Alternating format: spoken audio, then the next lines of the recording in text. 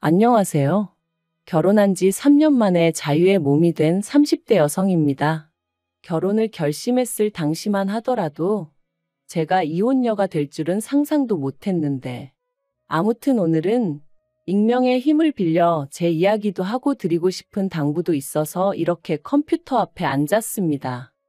남편하고는 고등학교 때부터 알고 지냈는데 그렇다고 해서 매사 같이 하는 그런 단짝 친구는 아니었어요. 하지만 고등학교 졸업 후 서로 가까운 대학에 진학하게 되었고, 졸업 후 취직한 직장도 한 동네에 있다 보니 어느샌가 한 달에 두세 번은 꼭 만날 만큼 가까워져 있었죠. 그러다 저희 둘 다 28살이 되던 해 남편이 그냥 친구가 아니라 제 남자친구가 되고 싶다며 저에게 고백을 해왔고 그렇게 연애를 시작했습니다.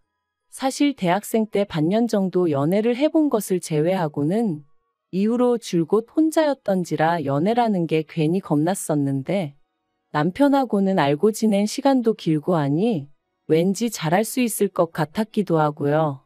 그리고 역시나 제 예상대로 그래도 알고 지낸 세월이 있다 보니 연애하는 동안 크게 부딪힐 일이 없었어요. 주변 사람들이 신기하다고 할 정도로 작은 말다툼조차 해본 적이 없었다니까요. 하지만 솔직히 저는 당시만 해도 연애 자체가 즐거웠지 결혼까지는 생각해 본 적이 없었습니다. 20대 후반이었기에 그렇게 결혼이 급하다고 생각치 않았거든요. 주변에 결혼한 친구들도 많이 없었고. 그런데 남편은 자기는 나이 든 부모가 되고 싶지 않다며 결혼을 하면 생활이 안정될 거다.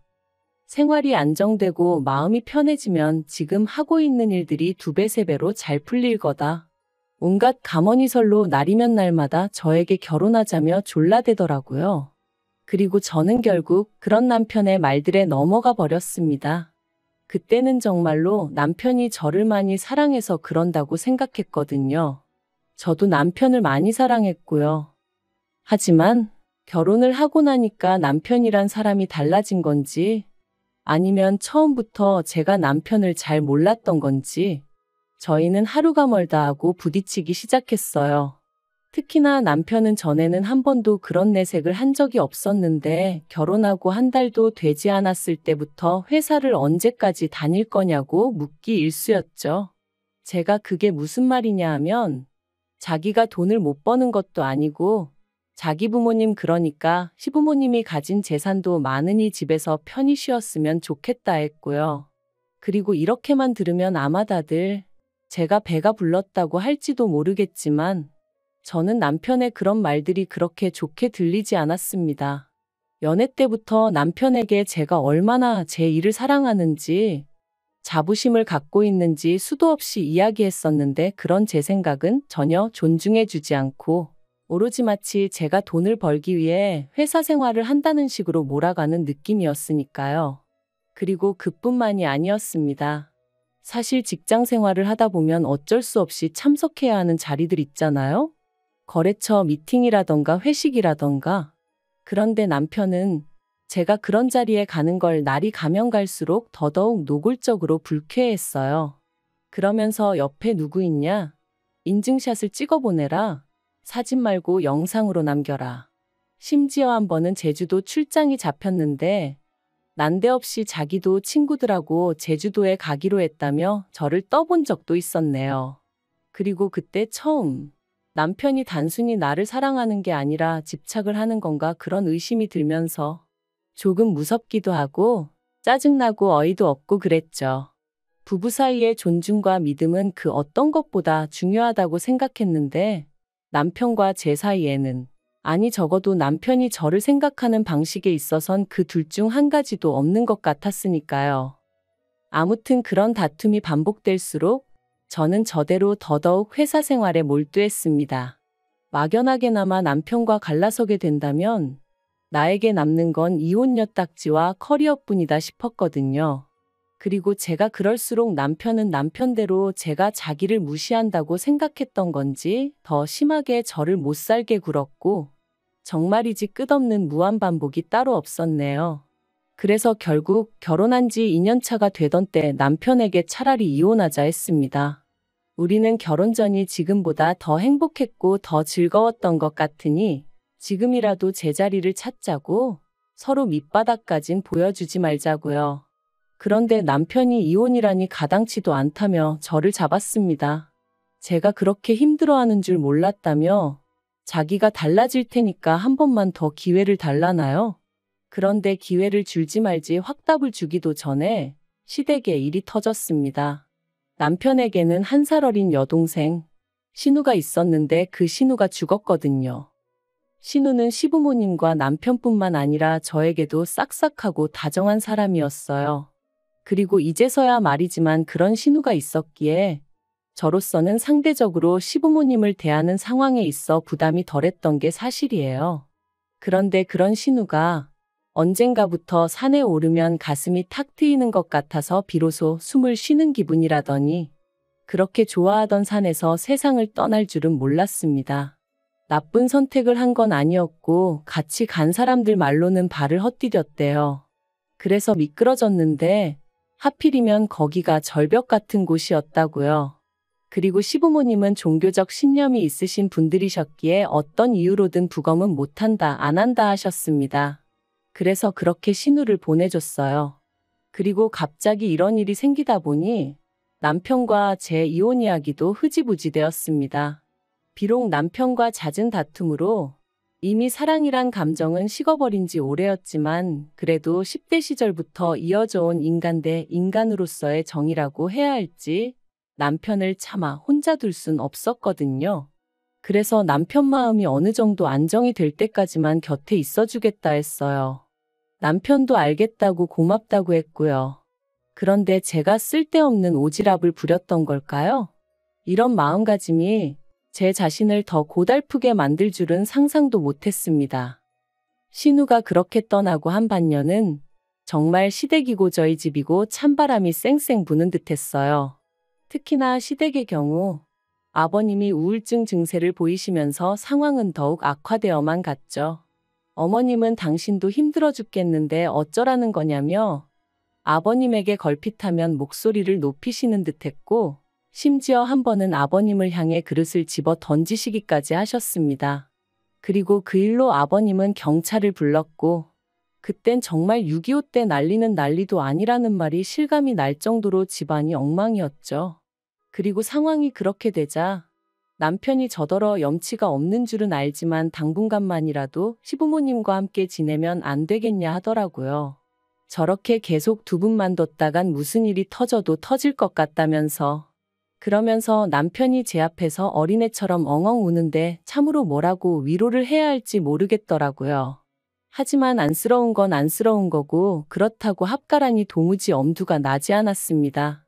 남편 하나 보고 있는 것도 숨이 턱턱 막히는데 합가라니. 어떻게 들릴지 모르겠지만 생각만 해도 속이 미식거리는 게 도저히 안 되겠대요. 그래서 남편더러 그것 못한다 안 된다 했습니다. 그랬더니 남편이 어머님 아버님이 얼마나 힘들어 하시는지 옆에서 보고도 그렇게 말할 수가 있냐면서 너무 서운하다는 거예요. 하지만 엄밀히 말하면 그런 부모님을 살펴드리는 건 자식인 남편이 할 일이지 저는 아니라는 생각이었습니다. 물론 제가 남편과 사이가 좋았다면 며느리도 자식이란 말처럼 나섰을지도 모르겠지만 남편과의 사이도 이미 망가질 대로 망가진 상황에서 제가 굳이 왜 그런 노력을 해야 하나 싶었던 거죠. 하지만 그런 제 의사와는 관계없이 합가까지는 아니었지만 시부모님은 사시던 집을 파시고는 저희가 사는 아파트 바로 옆동으로 이사를 오셨어요. 그리고는 그때부터 고역스러운 일들의 연속이었습니다. 어디서부터 어떻게 이야기를 해야 하나 싶은데 저를 딸이라고 부르기 시작하셨어요. 그리고는 걸핏하면 저더러 건너오라 하셔서는 신우가 살아있을 때 당신들에게 무엇을 어떻게 어떤 식으로 잘했는지 이야기하시며 이제 제가 그렇게 해줬으면 좋겠다고 하시더라고요. 참고로 어머님 아버님 두 분 다 남편과 제 사이에서 이혼 이야기가 나왔었다는 것도 알고 계신 상황이었는데 말이죠. 그래서 제가 그런 건 남편에게 이야기하셔야 한다니까. 걔는 아들이라 아무것도 모른다면서 이제 당신들은 제가 딸이다 생각하고 살 테니 그런 줄 알라나요? 어이가 없었죠. 멀쩡하게 저는 제 친정부모님 두 분 다 계신데 난데없이 제 부모가 되겠다 하시니 그리고 저는 고민 끝에 이건 아니라는 결론을 내렸습니다. 그래서 남편에게 헤어지자고 했어요. 이제 당신이 정신 차리고 어머님 아버님을 살펴드려야 할 때라고. 내 할 일은 끝났다고요. 그랬더니 남편이 또다시 하루는 울고불고 매달렸다가 하루는 온갖 욕을 해대다가 사람을 정말 미치게 하는 거예요. 그리고 제가 이런 모진수모를 겪으면서도 버티고 있었던 건 솔직히 버텼다기보다는 갈 곳이 마땅치가 않았어요. 친정어머니는 예전부터 심장이 좋지 않으셨기에 충격을 드리고 싶지 않았거든요. 그래서 어떻게든 최대한 제 선에서 일을 마무리 짓고 때가 되면 조심스레 천천히 알려드릴 생각이었던 거죠. 그런데 남편이 이런 제 상황을 약점으로 생각하고 그런 식으로 나올 줄은 꿈에도 몰랐습니다. 제가 이혼의 뜻을 굽히지 않자 결국 남편은 체념한 듯이 알겠다고 했고 그렇게 저는 말 그대로 비로소 자유의 몸이 되겠구나 싶은 생각에 얼마나 후련했는지 몰라요. 그런데 그런 대화가 오가고 바로 이튿날이었습니다. 친정아버지한테 전화가 걸려왔는데 친정아버지가 이게 다 무슨 소리냐면서 방금 최서방이 왔다 갔다는 거예요. 그리고는 너희 이혼하냐? 네가 남자가 생겼다는데 사실이냐 하시는데 정말이지 미치고 환장하겠다는 게 이런 건가 싶대요. 그래서 그럴 리가 있냐 하곤 회사에서 하던 일도 던져두고 그대로 친정으로 향했습니다. 친정에 도착하니 친정어머니는 충격으로 누워 계셨고 친정아버지께선 남편이 와서 짓거린 헛소리들을 저에게 전해주셨어요. 그리고 당연히 그 안에는 거짓과 날조가 잔뜩 섞여 있었죠. 그래서 저는 그동안 엄마 아빠가 걱정하실까봐 말을 못했는데 사이가 안 좋았던 게 사실이라고 하지만 결코 내가 바람을 폈다거나 그런 일은 없다. 그렇게 설명을 했죠. 그러자 친정아버지도 당신 딸이 그럴 리가 없을 거라고 믿고 있었답니다. 하지만 어찌나 저희 남편이 목에 핏대를 세우고 달라들던지 사실이 아니면 저렇게까지 화가 날 리가 있나 싶기도 했다며 저한테 미안하다고 사과하시더라고요. 그래서 아니다, 오히려 그런 놈을 알아보지 못하고 결혼하겠다고든 제가 이 딸이 바보 같았다. 이런 일로 심력 끼쳐드려서 죄송하다 했죠. 그리고는 친정어머니께도 잘 말씀드리고 그렇게 저는 친정부모님한테서까지 이혼 허락을 받았습니다. 사실 저도 다 큰 성인인데 이혼 허락이라니 써놓고도 좀 그렇긴 한데 솔직히 이혼은 결혼만큼이나 중대사이고 그러니 친정부모님과 한 번쯤은 터놓고 상의를 하고 싶긴 했었거든요.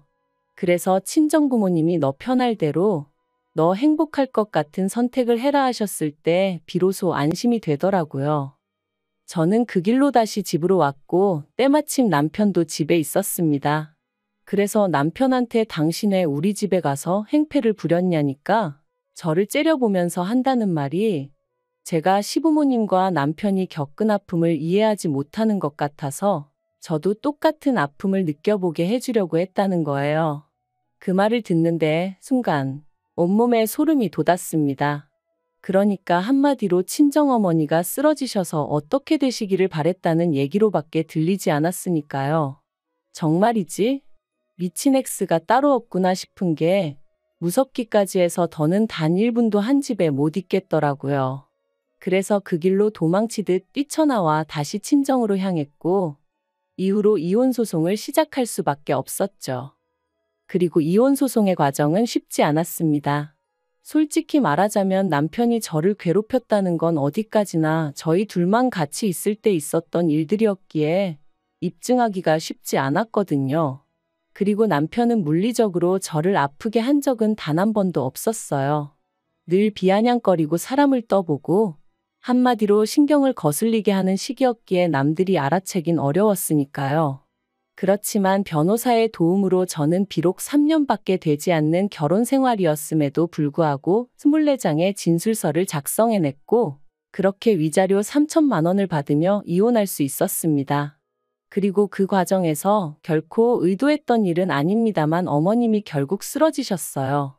어째서인지 지금도 이해할 수 없지만 어머님은 정말로 저를 죽은 신우라고 생각하기로 작정을 하셨던 건지 딸이 부모를 떠날 수는 없는 법이라며 소리소리를 지르시다가 말 그대로 졸도를 하신 거죠.